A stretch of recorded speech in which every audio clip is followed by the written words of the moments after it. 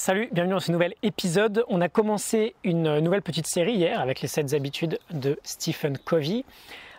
Tu peux aller voir le premier si tu l'as manqué d'ailleurs. On va parler de l'habitude numéro 2 aujourd'hui qui est de toujours commencer quelque chose en ayant la fin en tête. C'est assez fascinant, c'est basé sur l'idée que tout dans notre vie est créé 2 fois. Une première fois dans l'imaginaire, une deuxième fois dans la réalité.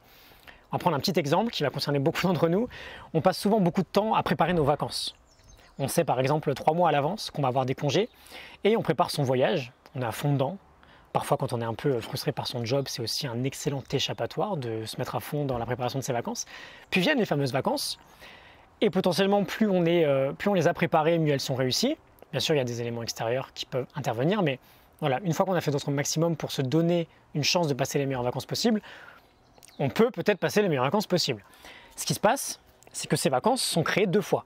Une première dans la tête, sur un papier si tu veux, c'est l'idée de ce qu'on s'en fait, et ensuite une deuxième fois dans la réalité. C'est pareil pour une maison, on commence par faire des plans, ensuite on la construit. Et c'est pareil quel que soit le projet dans notre vie, tout est créé 2 fois, une première dans la tête, une deuxième dans la réalité. Et l'ironie avec l'exemple que je t'ai donné, je t'en ai parlé là, on est très bon pour créer une première fois nos vacances, mais on est très mauvais pour créer une première fois tout ce qui va concerner notre vie, notre évolution, nos projets, nos objectifs. Et finalement, on a très peu de clarté sur ce que l'on veut. Et voilà, c'est très fréquent aujourd'hui qu'on se retrouve assez frustré parce que l'on fait au quotidien, mais c'est pas étonnant. Peut-être que si on mettait autant d'énergie dans le fait de planifier notre vie que de planifier nos vacances, on n'aurait pas autant envie de s'évader en vacances quelques petites semaines chaque année.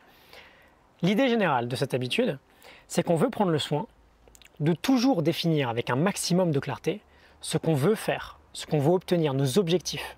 Ou même simplement le fait d'avoir de la clarté sur sa vie en général, sur nos propres valeurs, sur ce qui est important pour nous. On veut prendre l'habitude, une fois qu'on est devenu responsable et proactif, c'est ce qu'on a vu hier, on veut prendre l'habitude de commencer quelque chose en ayant la fin déjà en tête, c'est-à-dire d'avoir une vision très précise de ce que l'on veut faire.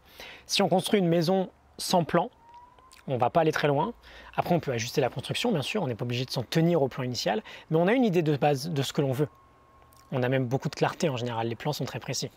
On veut la même chose dans nos projets, on veut la même chose dans notre famille, on veut la même chose, in fine, dans notre vie, en fait.